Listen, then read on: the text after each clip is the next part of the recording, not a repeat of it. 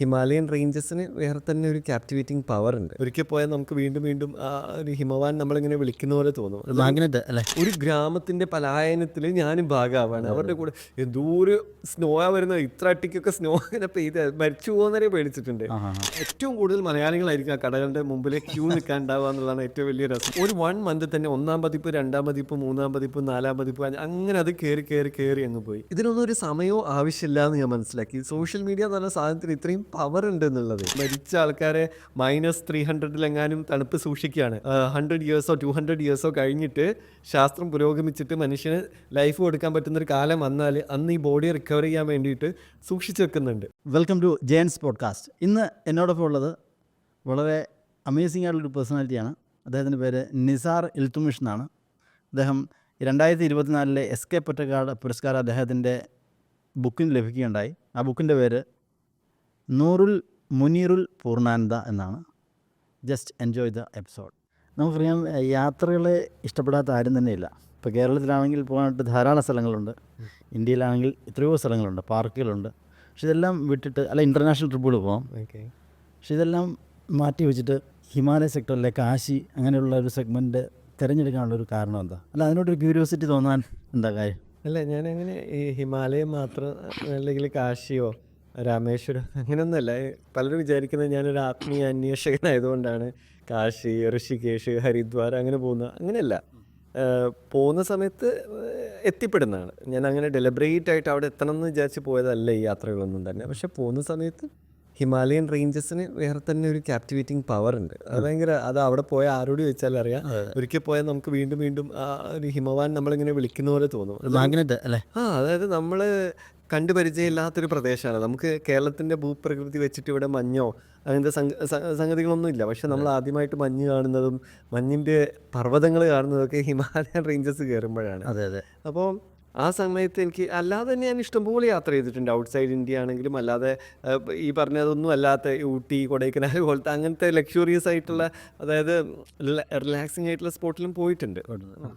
അപ്പോൾ അതിൽ ഇപ്പം ഇതേ ഒരു എഫക്റ്റ് കിട്ടുന്നൊരു സ്ഥലം ഭൂട്ടാനിൽ പോകുന്ന സമയത്ത് ഇതുപോലെ തന്നെ മഞ്ഞുള്ള പ്രദേശങ്ങളുണ്ട്, എന്നാൽ അല്ലാതെ തന്നെ കുറേ മൗണ്ടൻ റേഞ്ചസ് ഉള്ളൊരു പ്രദേശമാണ്. അപ്പോൾ ഭൂട്ടാനിൽ പോയ സമയത്ത് എനിക്ക് ഭയങ്കര ഒരു പോസിറ്റീവ് ഫീലായിരുന്നു. കാരണം എനിക്ക് ആക്ച്വലി ഞാൻ കോയമ്പത്തൂരിലൊരു കോളേജ് പഠിപ്പിച്ച സമയത്ത് അവിടെ ഭൂട്ടാനിലുള്ള സ്റ്റുഡൻസ് ഉണ്ടായിരുന്നു.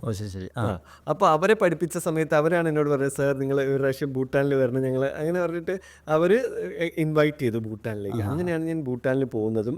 ആൻഡ് നമ്മളെ അത്ഭുതപ്പെടുത്തുന്ന കാര്യം എന്ന് വെച്ചാൽ ഈ ഗ്രോസ് നാഷണൽ ഹാപ്പിനെസ് എന്നൊരു സംഭവമുണ്ട്. നമ്മൾ സാധാരണ GDP ആണല്ലോ ഇവിടെ കളക്ട്, ഡൊമസ്റ്റിക് പ്രൊഡക്ഷൻ എത്രയുണ്ട്. പക്ഷെ ആ രാജ്യം ഗ്രോസ് നാഷണൽ ഓരോ ആളോഹരി സന്തോഷം, ഓരോ മനുഷ്യനും എത്രമാത്രം സന്തോഷം കിട്ടുന്നുണ്ട് എന്നാണ് ഭൂട്ടാൻ കാൽക്കുലേറ്റ് ചെയ്യുന്നത്. ലോകത്തിൽ തന്നെ അവർ മാത്രമാണ് GNH gross national happiness calculate ചെയ്യുന്നത്. അപ്പോൾ അതിൻ്റെ ഏറ്റവും വലിയ എക്സാമ്പിൾ എന്ന് പറഞ്ഞാൽ നമ്മളിങ്ങനെ വെറുതെ ഒരു ഇതിന് പറയും, നമ്മളിപ്പോൾ 100% സാക്ഷരതയുള്ള സ്റ്റേറ്റ് എന്നൊക്കെ പറയുന്നത് അതുപോലെയാണോ എന്ന് വിചാരിച്ചു. പക്ഷേ എനിക്ക് കൃത്യമായിട്ടുള്ളൊരു തെളിവ് കിട്ടിയെന്ന് വെച്ചാൽ 2013 ആണെന്ന് തോന്നുന്നു, ഞാൻ പഠിപ്പിച്ച സമയത്ത് അവിടെ ന്യൂ ഇയർ ആണ്, January 1 പിള്ളേർ ഭൂട്ടനീസ് സ്റ്റുഡൻസ് പുറത്ത് പാർട്ടിക്ക് പോയി വരുന്ന സമയത്ത് ഒരുത്തൻ്റെ ബൈക്ക് ആക്സിഡൻ്റ് ആയി.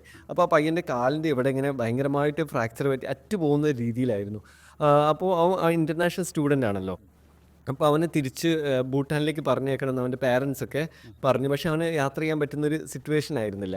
അപ്പോൾ എന്ത് ചെയ്യണം എന്നൊക്കെ ആലോചിച്ച സമയത്ത് അവിടെ ഹോസ്പിറ്റലിൽ അഡ്മിറ്റ് ചെയ്തപ്പോൾ ഉടനെ തന്നെ സർജറി ചെയ്യണം, ഏകദേശം ഒരു 1.5 lakhs ആവുമെന്ന് പറഞ്ഞു. അപ്പോൾ ഈ കുട്ടി, ഞാൻ വിചാരിച്ചു ഈ കുട്ടികൾ എങ്ങനെയായിരിക്കും അത് പാരൻസ് അയക്കുകയാണോ ചെയ്യുക എന്നുള്ള രീതിയിൽ നിൽക്കുന്ന സമയത്ത് ഇമ്മീഡിയറ്റ്ലി നെക്സ്റ്റ് ഡേ ഭൂട്ടാനിലെ മിനിസ്ട്രിയിൽ നിന്ന് ഒരു റെപ്രസെൻറ്റേറ്റീവ് ഹോസ്പിറ്റലിലെത്തി. എന്നിട്ട് ഡോക്ടറുമായിട്ട് സംസാരിച്ചു. എന്നിട്ട് സർജറിക്ക് എത്ര ആവും എന്നുള്ള കാര്യങ്ങളൊക്കെ അന്വേഷിച്ച് ഓൺ ദ സ്പോട്ട് തന്നെ ക്യാഷ് അയാൾ പേ ചെയ്യാണ്. പിന്നെ എത്ര പേര് കൂട്ടിരിക്കുന്നുണ്ട്, അപ്പോൾ 2-3 സ്റ്റുഡൻസ് അവിടെ ഏകദേശം ഒരു 15 to 20 days നിൽക്കണം. അവർക്ക് ഒരു 30,000 rupees അവരുടെ അലവൻസ് ആയി കൊടുത്തു. ഹാപ്പിനെസ്. അപ്പൊ ഞാൻ വിചാരിക്കും നമുക്കും കിട്ടും ഇവിടെ ആക്സിഡന്റ് ആയാലും അത് 50 വർഷം നടന്നു കഴിഞ്ഞിട്ട് ഒരു 2,500 rupees പാസ്സാക്കി തരും. അത് നമ്മൾ കുയിലെടുക്കാൻ കാലത്ത് നോക്കാൻ പൈസ കിട്ടുക. അപ്പൊ എനിക്ക് ശരിക്കും മനസ്സിലായി ആളോഹരി സന്തോഷം തന്നെ സംഭവം എന്താണെന്നുള്ളത്. ഞാൻ അവരോട് ചോദിക്കുകയും ചെയ്തു, നമുക്ക് എന്തെങ്കിലും ഒരു പൗരത്വം ഓപ്ഷൻ. വേറൊരു കോമഡി എന്താ അറിയോ, ഈ ഭൂട്ടാന്റെ ഒരു ഒരു എന്താ ആസാമിനോട് ചേർന്ന് നിൽക്കുന്ന പ്രദേശം ഇന്ത്യക്ക് ലീസിന് കൊടുത്തിട്ടുണ്ട്. ഇപ്പോഴും നമ്മുടെ കയ്യിലുള്ളത്. അവിടെ തേയിലത്തോട്ടങ്ങളൊക്കെ ഉള്ള ഒരു പ്രദേശമാണിത്. ഭൂട്ടാനിൽ ജനസംഖ്യ വളരെ കുറവാണ്. ചെറിയ രാജ്യമാണ്, ഉള്ളതിൽ തന്നെ ജനസംഖ്യ വളരെ കുറവാണ്. ആ സമയത്ത് ഭൂട്ടാനിലെ കിങ് കൊടുത്തായിരുന്നു നമുക്ക് ഇന്ത്യക്ക്. അവർക്ക് എത്രയോ ലക്ഷമോ കോടി എങ്ങാനും ലീസ് നമ്മൾ കൊടുക്കുന്നുണ്ട്. പെർ ഇയർ അവർക്ക് പൈസ കൊടുക്കുന്നുണ്ട് നമ്മൾ. അങ്ങനെ അവിടെ ജനസംഖ്യ വർദ്ധിച്ച സമയത്ത് ഒരു 2011-12 എങ്ങനെയായിരുന്നു, കിങ് ആ സ്ഥലം തിരികെ ചോദിച്ചു. നമ്മൾ ഏത് സമയം വിട്ടുകൊടുക്കാനുള്ള കരാറിലാണ് ഇന്ത്യക്ക് തന്നിട്ടുള്ളത്. ആ സമയത്ത് പ്രൈം മിനിസ്റ്റർ പറഞ്ഞു, നോ പ്രോബ്ലം, നമ്മൾ തിരിച്ചു തരാം, ഒരു പ്രശ്നവുമില്ല, നിങ്ങളുടെ പ്രോപ്പർട്ടി അല്ല, നിങ്ങൾ തന്നെ എടുത്തോളൂ, നിങ്ങളവിടെ സിവിലൈസേഷൻ വളർത്തുന്ന അങ്ങനെ ആയിക്കോളൂ. പക്ഷേ ചെറിയ പ്രോബ്ലം ഉണ്ട്. അവിടെ ഇപ്പം ഏകദേശം ഒരു 10 ലക്ഷത്തോളം ഇന്ത്യക്കാർ താമസിക്കുന്നുണ്ട് ഈ ആസാം ആപ്പിൾ വാലി എന്നൊക്കെ പറഞ്ഞിട്ടുള്ള ആ തേയിലത്തോട്ടത്തിൽ. അപ്പോൾ നിങ്ങൾ ഈ സാധനം എടുക്കുമ്പോൾ ഇവരെയും കൂടി നിങ്ങൾ ജസ്റ്റ് അങ്ങോട്ട് എടുക്കേണ്ടി വരും എന്ന് പറഞ്ഞു. അപ്പോൾ ഞങ്ങൾക്ക് സ്ഥലം വേണ്ട, കാരണം ഈ ഇന്ത്യക്കാർ ഭൂട്ടനീസ് പൗരത്വം കൊടുത്ത് അങ്ങോട്ട് എടുത്തു കഴിഞ്ഞാൽ അതോടുകൂടി ആ ഒരു കൾച്ചറൽ മിക്സ് നടക്കും, അതോടുകൂടി അവരുടെ ഹാപ്പിനെസ് മൊത്തം പോകും. അപ്പോൾ ഇപ്പോഴും നമ്മുടെ കയ്യിലാണ് ആ സ്ഥലം. അതിൻ്റെ ഓർമ്മകളാണ് ഭൂട്ടാനെ കുറിച്ച് പറയുമ്പോൾ. ഓ ശരി ശരി ശരി. അല്ല, ഈ ഹിമാലയത്തോടൊരു മാഗ്നറ്റിക് പവർ ഉണ്ടെന്ന് എല്ലാവരും പറയാറുണ്ട്. അപ്പോൾ ശരിക്കും നിസാറിനെ സ്വാധീനിച്ച ഘടകങ്ങൾ എന്തൊക്കെയാണ് അവിടെ? എന്നെ സ്വാധീനിച്ചതെന്ന് അത് അതൊരു ബുക്കിലേക്ക് മാറിയല്ലോ.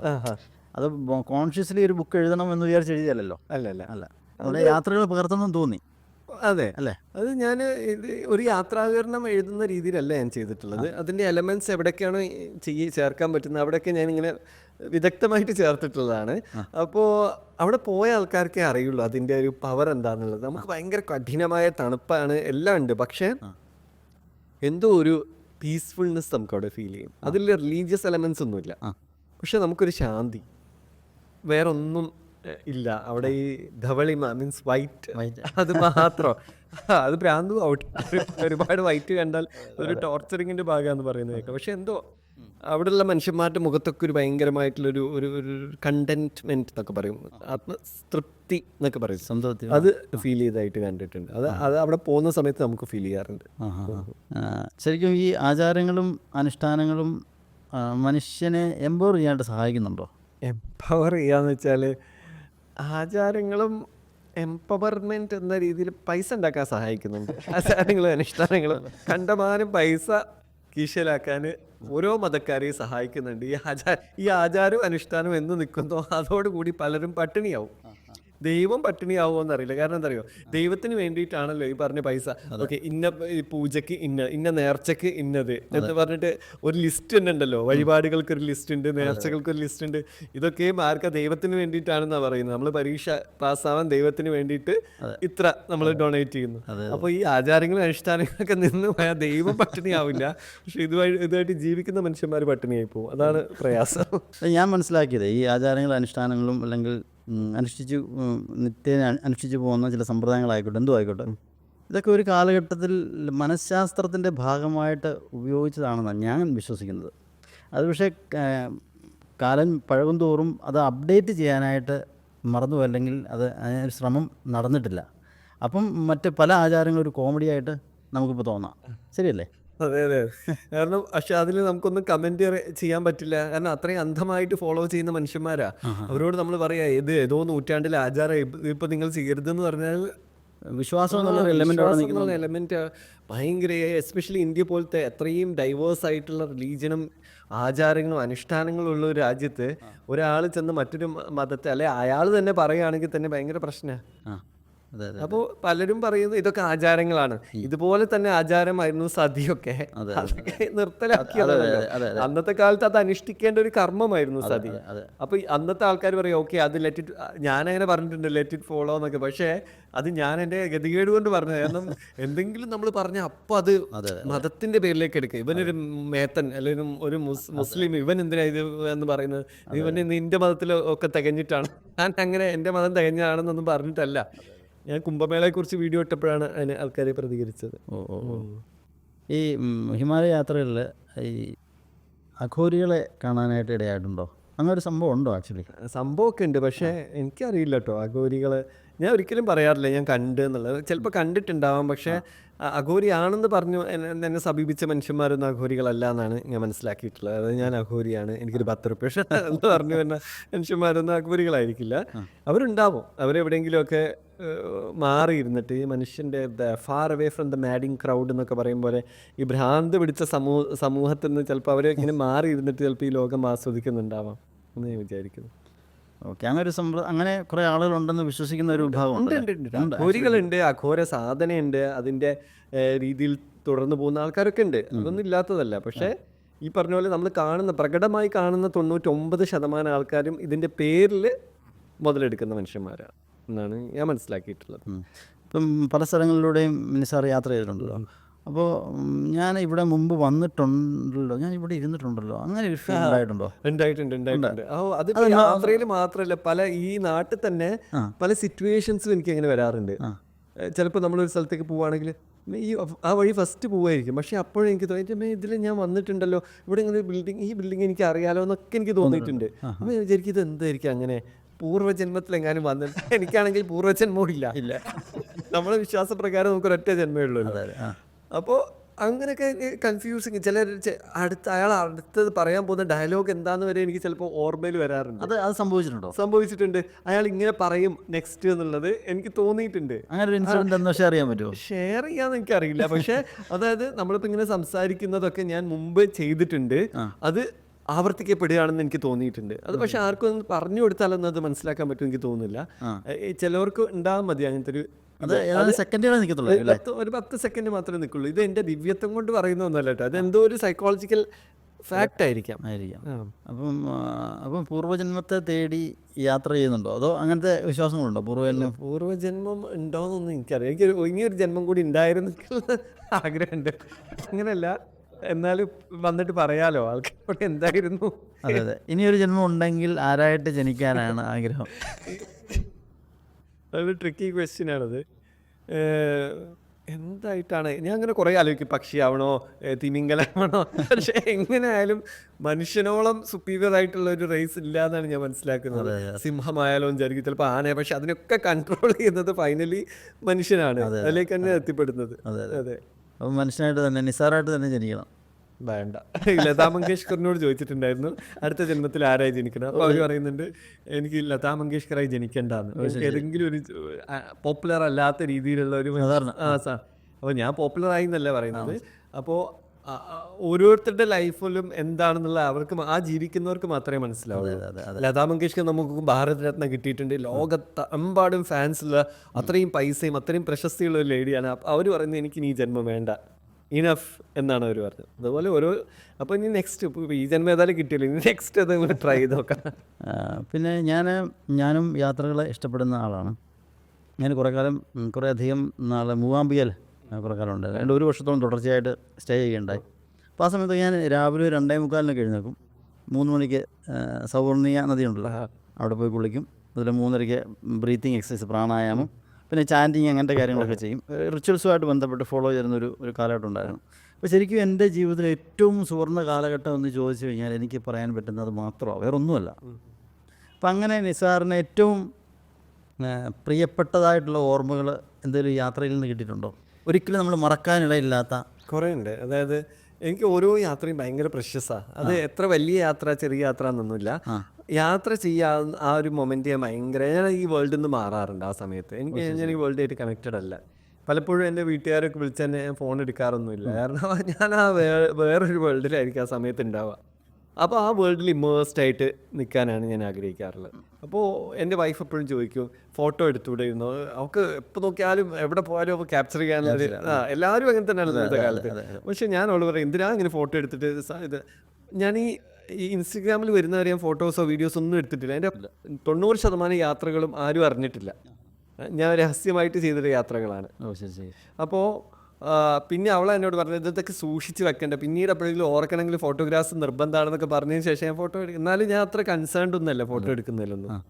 എൻ്റെ ഏറ്റവും വലിയൊരു ഇതെന്ന് വെച്ചാൽ പിന്നെ ബദ്രീനാഥിൽ പോയ സമയത്ത്, ബദ്രീനാഥ് അറിയാലോ, 6 മാസം ദേവന്മാരും 6 മാസം മനുഷ്യന്മാരും പൂജ നടത്തുന്ന അവിടെ മാന എന്ന് പറഞ്ഞ village, the last village of India, അവിടെ പോയി ഒരു ചായ കുടിക്കാന്നുള്ള എല്ലാ യാത്രക്കാരുടെ ഒരു ഡ്രീമാണ്. എന്നിട്ട് പറയും ഇന്ത്യയുടെ ഏറ്റവും അറ്റത്തിരുന്ന ഒരു ചായ പോസ്റ്റ് സെൽഫി ഒക്കെ ഇട്ടിട്ട് ഒരു പോസ്റ്റ് ചെയ്യാം.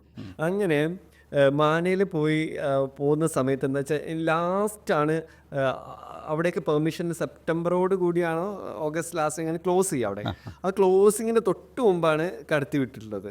അപ്പോൾ ഏത് നിമിഷവും വെതർ ചേഞ്ച് ചെയ്യാന്നുള്ള ഒരു വാർണിങ്ങിലോട് കൂടിയാണ് വിട്ടത്.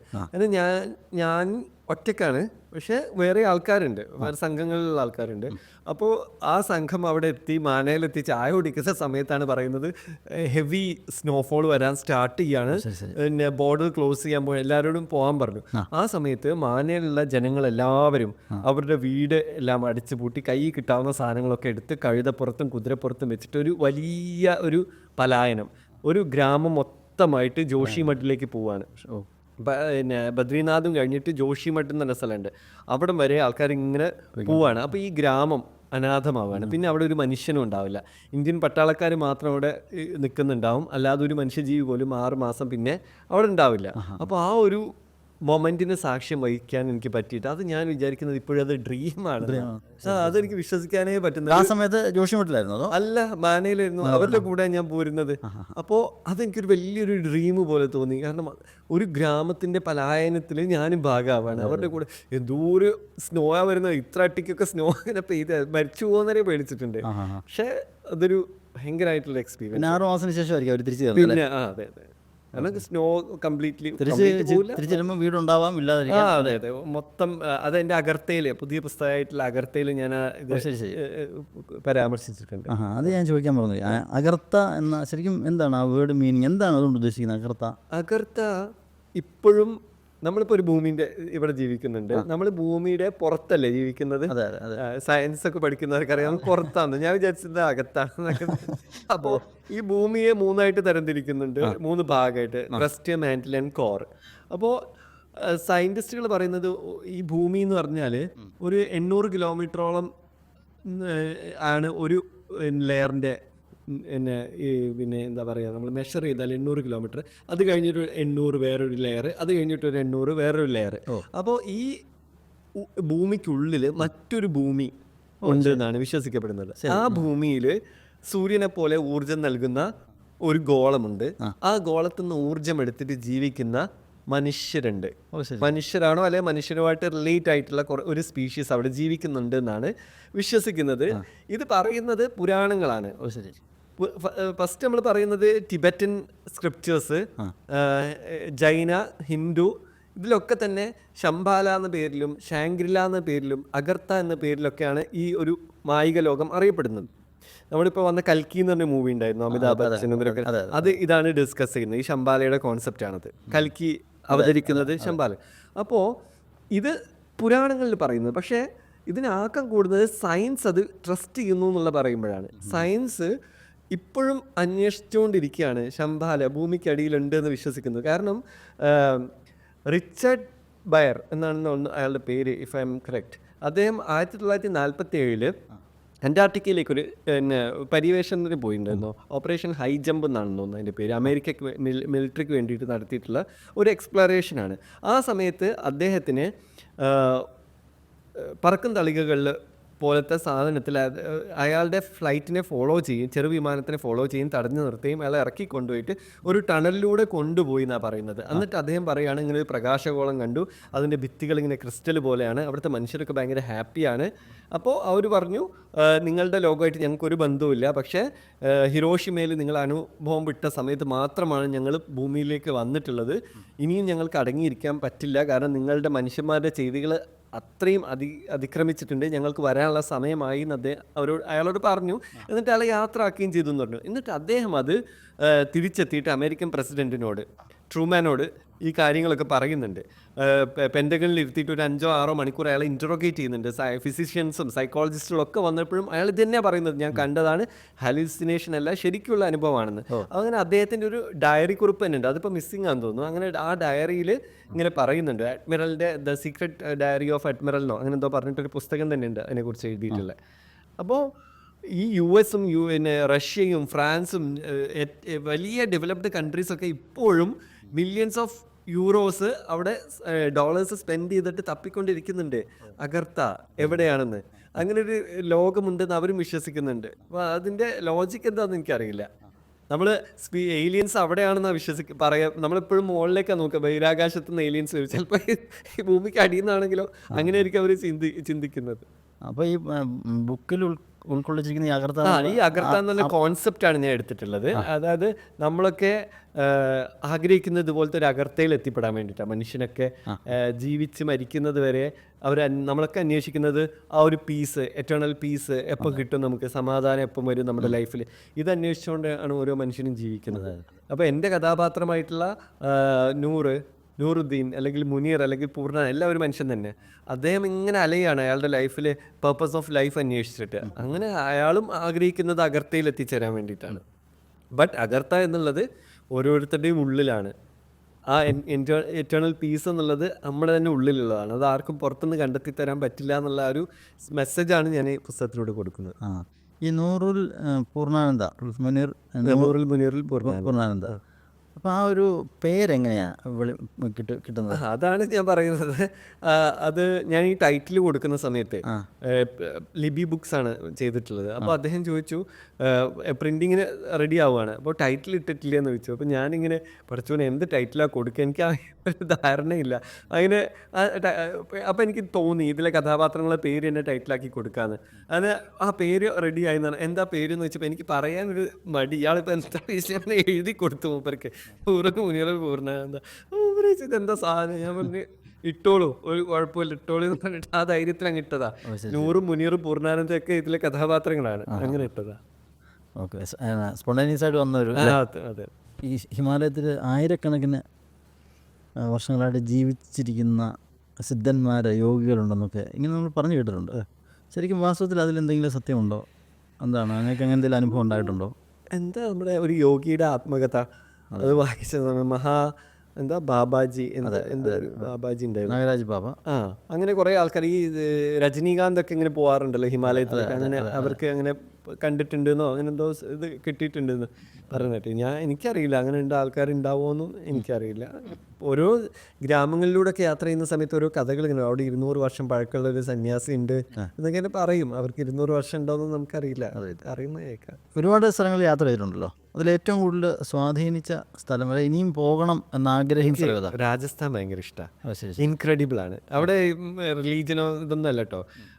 എനിക്ക് ഏറ്റവും ഇഷ്ടപ്പെട്ടത് കാൽബേലിയ എന്ന് പറഞ്ഞിട്ടൊരു ട്രൈബ് ഉണ്ട്. അവർ ജിപ്സികളാണ്. ഓരോ സ്ഥലത്തുനിന്ന് ഓരോ സ്ഥലത്തേക്ക് ഇങ്ങനെ കൂടുമാറി ജീവിക്കുന്ന മനുഷ്യന്മാരാണ് കാൽബേലിയ ട്രൈബ്സ്. അവരുടെ ഈ കാൽ എന്ന് പറഞ്ഞാൽ പോയ്സൺ എന്നൊരർത്ഥം, ബേലിയ എന്ന് പറഞ്ഞാൽ പാത്രം, അതായത് പോയ്സൺ വെക്കുന്ന പാത്രം എന്നുള്ള അർത്ഥം. പിന്നെ അതുപോലെ തന്നെ കാലിൽ വെച്ച കാലഭൈരവൻ അങ്ങനെയും പറയുന്നുണ്ട്. അപ്പോൾ ഇതിൻ്റെ ഒരു മിത്തോളജി എന്താണെന്ന് വെച്ചാൽ, ഒരു സ്റ്റോറി പറയുന്നത് വെച്ചാൽ, ഈ ട്രൈബുകൾ പാമ്പിനെ പിടിച്ച് ജീവിക്കുന്നവരാ. പാമ്പിന്റെ വിഷം എടുത്ത് വിൽക്കുന്നതായിരുന്നു അവരുടെ ജോലി. പാമ്പാട്ടികൾ പാമ്പ് വിഷം വെക്കുക, ഇത് രണ്ടായിരുന്നു അവരുടെ ജോബ്. പക്ഷേ 1970s ഈ വൈൽഡ് ലൈഫ് പ്രൊട്ടക്ഷൻ ആക്ട് വന്നതോടുകൂടി ഇവർക്ക് പാമ്പിനെ പിടിക്കാൻ പറ്റാതായി. ഇപ്പോൾ അവർ ചെയ്യുന്നത് വെച്ചാൽ സ്നേക്ക് ഡാൻസാണ്. കൽബേലിയ ഡാൻസ് എന്നൊരു ഡാൻസ് രാജസ്ഥാനിൽ പോയവർക്ക് അറിയാൻ പറ്റും. അവർ ഈ കണ്ണാടി ഡ്രസ്സ്, കറുപ്പ് ഡ്രസ്സിന് മുകളിൽ ചെറിയ കണ്ണാടി ചില്ലുകൾ വെച്ചിട്ടുള്ള ഒരു സ്നേക്ക് മൂവ്മെൻറ്റ്സ് ആണ്. നാഗീൻ ഡാൻസ് ഒക്കെ പറയും, നാഗനൃത്തം എന്നൊക്കെ പറയും. അതാണ് അവർ പെർഫോം ചെയ്യുക. അപ്പോൾ അത് അവരോട് ഞാൻ ചോദിച്ച സമയത്ത് അവർ പറയുന്നതെന്ന് വെച്ചാൽ, അവരുടെ പൂർവ്വ തലമുറയിൽപ്പെട്ട ഒരാൾ, അത് പേരുകളൊക്കെ മറന്നു കേട്ടോ. അപ്പോൾ അദ്ദേഹത്തിനോട് ആ ഗുരു ശിഷ്യനോട് പറയും, ഒരു കഠിനമായിട്ടുള്ള വിഷം കൊടുത്തിട്ട് ഇത് കുടിക്കാൻ പറയും. അപ്പോൾ ശിഷ്യൻ എന്ത് ചെയ്യും, ഗുരു പറഞ്ഞാൽ ഒന്നും ധിക്കരിക്കില്ലല്ലോ, അത് ഫുള്ള് പാനം ചെയ്യും. ആ പാനം ചെയ്യുന്ന സമയത്ത് ഗുരു സംതൃപ്തനാവും. അപ്പോൾ അദ്ദേഹം പറയും, നിൻ്റെ തലമുറയിലുള്ള ആൾക്കാർക്കൊന്നും വിഷമേൽക്കില്ല, നീ അങ്ങനെ ഒരു അനുഗ്രഹം കൊടുക്കും. അപ്പോൾ അവർക്ക് ആ അനുഗ്രഹത്തിൻ്റെ ഭാഗമായിട്ടാണെന്നാണ് ഇവർ പറയുന്നത്. അപ്പോൾ അവർക്ക് ഒരു വരം കൊടുക്കുകയും ചെയ്തു, നീ ഇന്നു മുതൽ പാമ്പുകളെ ഇതൊക്കെ ആയിട്ട് നിങ്ങൾക്ക് ജീവിക്കാൻ പറ്റട്ടെ. അങ്ങനെ ആ ഒരു ഇതിൻ്റെ ഭാഗമായിട്ടാണെന്ന് പറഞ്ഞിട്ടാണ് അവർ ഈ പാമ്പിനെ പിടിക്കുന്നതും വിഷം എടുക്കുന്നതും നൃത്തം ചെയ്യുന്നത്. അപ്പോൾ അവരുടെ കൂടെ എനിക്ക് സഞ്ചരിക്കാൻ പറ്റിയിട്ടുണ്ടായിരുന്നു മരുഭൂമിയിലൂടെ.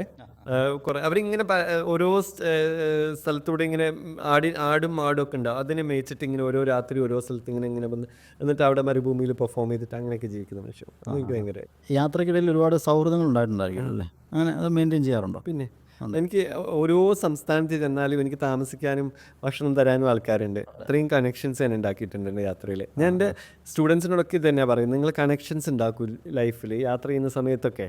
കാരണം ആരാണ് എപ്പോഴാണ് നമുക്ക് ഒരു ഇതിന് വരിക എന്നുള്ളത് നമുക്ക് പറയാൻ പറ്റില്ല. പിന്നെ അതിന് ഹെൽപ്പിന് മാത്രമല്ല, നമുക്ക് ആ ലോക്കൽ ഹിസ്റ്ററി അറിഞ്ഞാലേ ആ നാടിനെ കുറിച്ച് നമുക്ക് അറിയാൻ പറ്റുള്ളൂ. അല്ലാതെ വിക്കിപീഡിയ പറയുന്നതോ ഗൂഗിൾ പറയുന്നതോ നോക്കി പോയിട്ടൊന്നും കാര്യമില്ല. നമുക്ക് ഒരു ഒത്തൻറ്റിക് ആയിട്ടുള്ള ഒരു സംസ്ഥാനത്ത് പോയാൽ എനിക്ക് തോന്നുന്ന ഒരു കല്യാണം കൂടണം, ഒരു മരണച്ചടങ്ങ് കാണണം.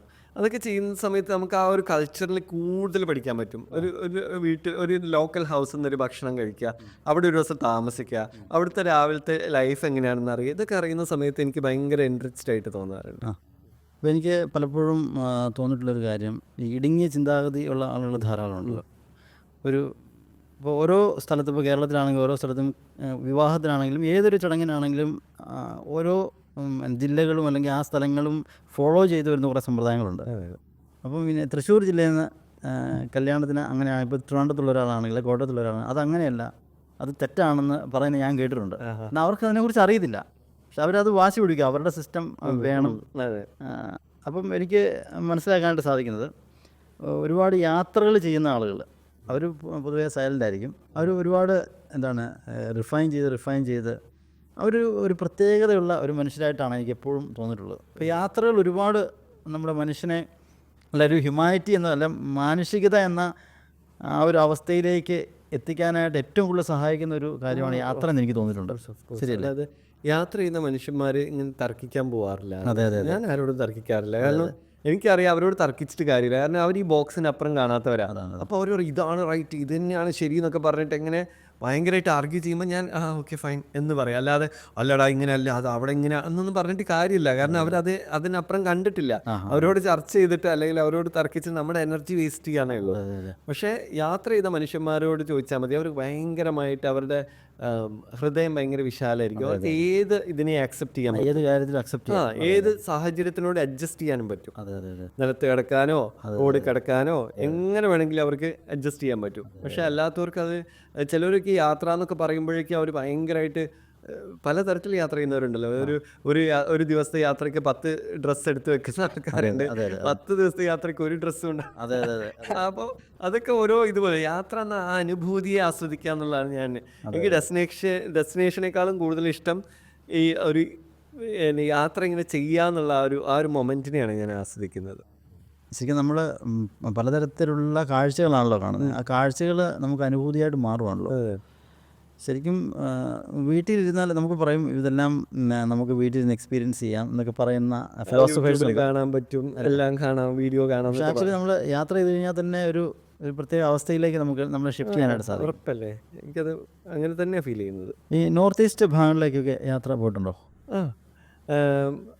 മണിപ്പൂർ, മേഘാലയ, നാഗാലാൻഡ്, അതൊക്കെ അധികം ആൾക്കാരൊന്നും അങ്ങോട്ട് എക്സ്പ്ലോർ ചെയ്ത്. ഇപ്പോൾ ആക്ച്വലി കുറേ ആൾക്കാർ ഹോൺബിൽ ഫെസ്റ്റിവലൊക്കെ വന്നതിന് ശേഷം ആൾക്കാർ കുറേ കണ്ടമാനം എത്തുന്നുണ്ട്. ഞങ്ങൾക്ക് അതിന് മുമ്പേ പോയിട്ടുണ്ടായിരുന്നു. അത് എന്താ പറയുക, നമ്മൾ ഇന്ത്യയിലെ ടൂറിസം മാപ്പിലൊന്നും അത്ര ഹൈലൈറ്റ് ചെയ്യപ്പെടാത്തൊരു സ്ഥലം. നമ്മളെപ്പോഴും ആഗ്ര, ഡൽഹി, ആഗ്ര, കുളു മണാലി, കാശ്മീർ ഇങ്ങനെയൊക്കെ പറഞ്ഞിട്ടാണ് ടൂറിസം മാപ്പ് ഹൈലൈറ്റ് ചെയ്യുന്നത്. പക്ഷേ അത്രയും അൺടച്ച്ഡ് ആയിട്ടുള്ള ജം എന്ന് പറയുന്ന പോലെയാണ് ഈ പറഞ്ഞ നോർത്ത് ഈസ്റ്റേൺ സ്റ്റേറ്റുകൾ. അവർ ഭയങ്കര പ്യുവറാണ്, ഒത്തൻറ്റിക് ആണ്. മറ്റുള്ള സ്ഥലങ്ങളിലൊക്കെ പോയാൽ നമുക്ക് ഈ ടൂറിസത്തിൻ്റെ ഇത് കാരണം മാർക്കറ്റിംഗ് പിന്നെ ഭയങ്കരമായിട്ട് കൊമേഴ്ഷ്യലൈസേഷൻ കാരണം നമുക്ക് അടുക്കാൻ പറ്റാത്ത രീതിയിലായിരുന്നു. പക്ഷേ ഇവിടെ എന്ന് വെച്ചാൽ ആൾക്കാരും ഭയങ്കര സിമ്പിളാണ്, ഭയങ്കര നാച്ചുറൽ ആയിട്ടുള്ള മനുഷ്യന്മാരെയും പ്രകൃതിയും ഭയങ്കര റിച്ച് ആയിട്ടുള്ള റിസോഴ്സസ് നമുക്ക് ആ ഒരു മേഖലകളിലൊക്കെ കാണാൻ പറ്റും. എസ്പെഷ്യലി ഞാൻ ഈ പറഞ്ഞില്ലേ ഭൂട്ടാനിൽ പോയിന്ന്, ഒരു പ്രാവശ്യം ഭൂട്ടാനിൽ പോയി തിരിച്ചു വരുന്ന സമയമായിരുന്നു. ആൻഡ് എൻ്റെ ഫ്ലൈറ്റ് ഫ്രം ഗുവാഹട്ടി എന്നായിരുന്നു, ഗുവാഹട്ടി ആസാമിൽ നിന്നാണ്. അപ്പോൾ ആ സമയത്ത് എന്താ സംഭവിച്ചതെന്ന് വെച്ചാൽ, ഞാൻ ഹൗറയിലേക്കാണോ എന്ന് തോന്നുന്നു, ഹൗറന്ന് ഗുവാഹട്ടി വരെ എനിക്ക് ട്രെയിനാണ്. അപ്പോൾ നോക്കുന്ന സമയത്ത് ട്രെയിന് 18 മണിക്കൂർ ലേറ്റാണ്. 18 മണിക്കൂർ. ആ ഫ്ലഡാണ് ആക്ച്വലി, വെള്ളപ്പൊക്കത്തിലാണ് ആസാം. അപ്പോൾ ഞാൻ ആകെ പെട്ടു. ഇനിയിപ്പോൾ എന്താ, എനിക്ക് ഗുവാഹട്ടിയിൽ എത്തിയാലേ ട്രെയിൻ. അങ്ങനെ ഞാനിങ്ങനെ അന്വേഷിച്ച സമയത്ത് ഒക്കെ എല്ലാ ട്രെയിനും ക്യാൻസൽഡാണ്. ക്യാൻസൽ ലിസ്റ്റ് മുഴുവൻ ക്യാൻസൽഡാണ് കാണിക്കുന്നത്. അപ്പോൾ ഞാൻ ഫ്ലൈറ്റ് ബുക്ക് ചെയ്തിട്ടുണ്ട്, എനിക്ക് എത്തിയേ പറ്റുള്ളൂ, നാട്ടിലേക്ക് തിരിച്ചു പോരണം. മാത്രമല്ല എൻ്റെ കയ്യിൽ അവിടുന്ന് കുറച്ച് ക്യാഷ് ഉണ്ടായിരുന്നു എൻ്റെ കയ്യിൽ. ആ സമയത്ത് ക്യാഷ് ആയിട്ട് ക്യാരി ചെയ്തിട്ടില്ല, ഒരു വലിയ എമൗണ്ട് എൻ്റെ കയ്യിലുണ്ടായിരുന്നു. അങ്ങനെ ഞാൻ സ്റ്റേഷൻ മാസ്റ്ററോട് ചോദിച്ചപ്പോൾ പറഞ്ഞു, ഒരു ട്രെയിന് ഇപ്പോൾ സർവീസ് ഒന്നുമല്ല, പക്ഷെ തിരിച്ചു പോകുന്നുണ്ട് ഗുവാഹട്ടിയിലേക്ക്, നിങ്ങൾ വേണേൽ അതിൽ കയറിക്കോളൂ എന്ന് പറഞ്ഞു. ഞാൻ എന്ത് ചെയ്തു, അതിൽ കയറി. അതിൽ ഞാൻ ഒരൊറ്റ മനുഷ്യന് മാത്രം, സ്ലീപ്പറിൽ അങ്ങ് മുതൽ ഇങ്ങോളം നടന്നിട്ട് ഒരു മനുഷ്യൻ. അപ്പം ഞാനത് ആസ്വദിച്ചു. Actually okay, enjoyable. പക്ഷെ എൻ്റെ കയ്യിൽ പൈസ ഉണ്ടല്ലോ എന്ന് ഓർത്തപ്പോൾ എനിക്ക് ഭയങ്കര ടെൻഷനായിട്ടോ. കാരണം ഇതിങ്ങനെ പോവാ, എവിടെയും നിർത്തുന്നില്ല. ഇതിങ്ങനെ പോകുന്ന സമയത്ത് 2 ഭാഗത്തും വെള്ളം ഇങ്ങനെ കയറി കിടക്കുക, 2 വയലുകളും വെള്ളം, വയലാണ് ഫുള്ള്, 2 ഭാഗത്തും ഈ നിരപ്പിൽ, റെയിൽ പാളത്തിൻ്റെ നിരപ്പിൽ വെള്ളം ഇങ്ങനെ നിൽക്കുക. അപ്പം ഞാൻ ഇങ്ങനെ പഠിച്ചവൻ ഇതെങ്ങാനും മറിഞ്ഞാൽ എന്ത് സംഭവിക്കും, ഒരു വീട്ടിൽ ഒരു മനുഷ്യന് പോലും അറിയില്ല ഞാൻ എവിടെ ഉണ്ടാവുക എന്നുള്ളത് പോലും. അങ്ങനെ ഞാൻ നോക്കി, എപ്പോഴും നോക്കുന്നുണ്ട് ആരെങ്കിലും. അപ്പം എനിക്ക് പേടി ആരെങ്കിലും വന്നാലോ എന്നാണ്. കാരണം കൊന്നിട്ട് പോയാൽ ആരും അറിയില്ല, തള്ളിയിട്ട് പോയാലും അറിയില്ല. അപ്പം ഞാൻ ഇങ്ങനെ പ്രാർത്ഥിക്കുക, പഠിച്ചവനെ ഞാൻ പെട്ടുപോലും കയറേണ്ടത്. കാരണം ഇതെങ്ങനെ ഒരു സ്റ്റേഷൻ പോലും നിർത്തുന്നില്ല, പിടിച്ച് ട്രെയിൻ പോവുക. അതെനിക്ക് ഒരിക്കലും മറക്കാൻ പറ്റാത്ത ഒരു എക്സ്പീരിയൻസ് ആയിരുന്നു. അങ്ങനെ ഫൈനലി ഞാൻ പിന്നെ അത് കാമാഖ്യ വരെ ആയിരുന്നു ആ ട്രെയിൻ ഉണ്ടായിരുന്നത്. ഗുവാഹട്ടി അടുത്ത സ്റ്റേഷനാണ്, കാമാഖ്യ വരെ പോയി ആ ട്രെയിന്. അപ്പം ഞാൻ ഈ കാമാഖ്യയെക്കുറിച്ച് എനിക്ക് അറിയില്ലായിരുന്നു. ഞാൻ അവിടെ ഇറങ്ങി. ഇനി അവിടുന്ന് വേണമെങ്കിൽ നമുക്ക് കാറോ ടാക്സിയോ പിടിച്ച് എത്താനുള്ള ദൂരെയുള്ള എയർപോർട്ടിലേക്ക്. അങ്ങനെ ഞാൻ അവിടെ എത്തി. ഞാനിങ്ങനെ ഭക്ഷണം കഴിക്കാനൊക്കെ കയറിയ സമയത്ത് എന്നോട് ചോദിച്ചു, കാമാഖ്യ ടെമ്പിളിലേക്ക് വന്നതാണോ? അപ്പോൾ ചോദിച്ചു, എന്താണത്? അത് എനിക്കറിയില്ല. അപ്പോൾ പറഞ്ഞ്, കാമാഖ്യ ടെമ്പിൾ അറിയില്ലേ, ഇത്രയും ഫേമസ് ആണ്, ലോകത്തുള്ള എല്ലാവരും വരുന്ന. അപ്പോൾ ഞാൻ പറഞ്ഞു, എനിക്കറിയില്ല, ഞാനൊരു മുസ്ലിമാണ്. അതിനെന്താ, മുസ്ലിങ്ങൾക്ക് വന്നൂടെ, ഇഷ്ടം പോലെ എല്ലാ ജാതിക്കാരും മതക്കാരും വരുന്ന സ്ഥലമാണ്. 18 ശക്തിപീഠങ്ങൾ, എത്ര 18, അതിലേറ്റവും ശക്തിയുള്ള പീഠം എന്ന് വിശ്വസിക്കുന്ന സ്ഥലമാണിത് എന്നൊക്കെ പറഞ്ഞിട്ട് അവരെനിക്ക് കഥകളൊക്കെ പറഞ്ഞു. അതായത് പണ്ട് ദക്ഷയാഗത്തിൽ പിന്നെ സതീദേവിൻ്റെ ആ ഇഷ്യൂ ഉണ്ടായ സമയത്ത് വിഷ്ണു സുദർശന ചക്രം കൊണ്ട് ഭഗവാൻ സതീദേവിയുടെ ബോഡി ചിതറിച്ചു. അതിൽ അവരുടെ ഗർഭപാത്രവും യോനി ഭാഗവും വന്ന് വീണ സ്ഥലമാണ് പിന്നീട് കാമാഖ്യ ഇതായി മാറിയതെന്നൊക്കെ അവർ കഥകളൊക്കെ പറഞ്ഞു തന്നു. അപ്പോൾ അതിൽ അവർ ഭയങ്കരമായിട്ട് എന്നോട് പറഞ്ഞ കാര്യം എന്ന് വെച്ചാൽ, ഇവിടെ ആ ഒരു ഫെസ്റ്റിവലിൻ്റെ പേര് ഞാൻ മറന്നു കേട്ടോ. ഇവിടെ എല്ലാ വർഷവും ഒരു ഫെസ്റ്റിവൽ, അതെനിക്കൊന്ന് ജൂൺ മാസത്തിലാണെന്ന് തോന്നുന്നു ആ ഫെസ്റ്റിവൽ നടക്കുക. ആ സമയത്ത് ഇവിടെ വരൂ, ഇവിടെ വലിയ ഉത്സവമാണ്. നമ്മുടെ ഇവർ കാമാഖ്യ ദേവിക്ക് ആർത്തവമാകുന്ന ദിവസമാണ് അന്ന് 3 days 7 മുതൽ 10 വരെ ടെമ്പിൾ ക്ലോസ്ഡ് ആയിരിക്കും. ആ സമയത്ത് നിങ്ങൾ വന്നു നോക്കൂ, അവിടെ നിങ്ങൾക്ക് കാമാഖ്യ റിവർ, എനിക്കൊന്നും ബ്രഹ്മപുത്ര എന്ന് തോന്നുന്നു, അത് റെഡ് കളറാവും. അതായത് ആർത്തവ രക്തം കലർന്നിട്ട് റെഡ് കളറായി മാറും. അതൊരു അത്ഭുത പ്രതിഭാസം തന്നെയാണ്, നിങ്ങൾ വന്ന് കാണണം എന്നൊക്കെ പറഞ്ഞു. അപ്പോൾ ഞാൻ വിചാരിച്ചു, ശരിക്കും അങ്ങനെ ഉണ്ടാവുമോ എന്നുള്ളത് എനിക്ക് തോന്നി. അപ്പം ഞാൻ അവിടുത്തെ ആൾക്കാരെ അന്വേഷിച്ചപ്പോൾ എല്ലാവരും പറഞ്ഞു, ഫോട്ടോഗ്രാഫ്സ് വീഡിയോയും വരെ എനിക്ക് കാണിച്ചു തന്നു, ഫുള്ള് റെഡ് കളറ്. അപ്പോൾ ഞാൻ വിചാരിച്ചു ഇതിപ്പോൾ ഇങ്ങനെ ഓരോ പ്രതിഭാസങ്ങൾ. അങ്ങനെ പിന്നെ ഞാൻ ഗൂഗിൾ ഇങ്ങനെ ഇട്ട് നോക്കിയപ്പോഴാണ് വലിയ വലിയ റിസർച്ചേഴ്സൊക്കെ പറയുന്നത് അവിടുത്തെ നീലാഞ്ജന ഹിൽസോ, അതാണ് നീലകണ്ഠ പർവ്വതമല്ല, നീലാഞ്ജന മലനിരകളാണെന്ന് തോന്നുന്നു. അവിടെ ഒരുപാട് ലവണങ്ങളും ധാതുക്കളും റിച്ച് മിനറൽ ആൻഡ് ഓൾസ് ഒക്കെ ഉണ്ട്. അപ്പോൾ അതിൻ്റെ കളർ ഇങ്ങനെ ഒലിച്ചിറങ്ങി വരികയാണ് എന്നാണ് പറയാം. അപ്പോൾ അങ്ങനെ പറയുമ്പോഴും നാട്ടുകാർ ചോദിക്കുക, അതെന്താ ആ ദിവസങ്ങളിൽ മാത്രം, ബാക്കി ദിവസം ഒന്നും റെഡ് ആവുന്നില്ലല്ലോ എന്ന് ചോദിക്കുന്നത്. അതിൻ്റെ ഉത്തരം എനിക്കറിയില്ല. അപ്പോൾ അങ്ങനത്തെ കുറേ ഇൻട്രസ്റ്റിംഗ് ആയിട്ടുള്ള മിസ്റ്ററീസ് ഉണ്ട്. ഇതൊക്കെ ഈ പുരാണങ്ങളുമായിട്ട് കണക്റ്റഡ് അല്ലേ? അതെ അതെ അതെ, എല്ലാം ഹിന്ദു പുരാണങ്ങളുമായിട്ട് കണക്റ്റഡ് ആയി. അതുകൊണ്ട് ഞാൻ പറയുന്ന സമയത്ത് അപ്പോൾ ഇവൻ എന്താ 24 മണിക്കൂർ ഇവിടെയൊക്കെ പോകുമ്പോഴൊക്കെ എല്ലാം കണക്റ്റഡ് ആവുന്നത് ഹിന്ദു പുരാണങ്ങളിലെ കഥകളുമായിട്ടാണ്. അതുകൊണ്ട് എനിക്ക് ആ കഥകൾ പറയാൻ അധികം ഉണ്ടാവുള്ളൂ, അതാണ്. അതെ അതെ, ശരിക്കും പിന്നെ നാട്ടിലൊക്കെ ആണെങ്കിലും ഈ ഇങ്ങനെയുള്ള ഹിന്ദു മിത്തോളജിയായിട്ട് ബന്ധപ്പെട്ടുള്ള യാത്രകളും ബുക്കുകളൊക്കെ എഴുതിയുണ്ട്. അങ്ങനെ എന്തെങ്കിലും ബുദ്ധിമുട്ടുകൾ ഉണ്ടായിട്ടുണ്ടോ? മതപരമായിട്ടില്ല, പക്ഷേ സോഷ്യൽ മീഡിയയിൽ ഉണ്ടായി. അത് സ്വാഭാവികം, എപ്പോഴും ഉണ്ടാവും. എന്താണ് ഇവൻ്റെ അജണ്ട, എന്താണ് ഇവൻ്റെ ലക്ഷ്യം, എന്താണ് എൻ്റെ ഉദ്ദേശം ഒക്കെ ചോദിക്കുമ്പോൾ എന്തിനാണ് ഇങ്ങനെ, ഒന്നെങ്കിൽ സംഘികളെ തൃപ്തിപ്പെടുത്താൻ വേണ്ടിയിട്ട് എന്നുള്ള രീതിയിൽ. പിന്നെ എന്താ BJP-ക്കാരെ ഇതാക്കിയാൽ എന്തെങ്കിലും കിട്ടുമോ, അങ്ങനെയൊക്കെ. ഇതൊക്കെ എങ്ങനെയാണ് ചിന്തിച്ചെടുക്കുന്നതെന്ന് ഞാൻ ആലോചിക്കാറുണ്ട്.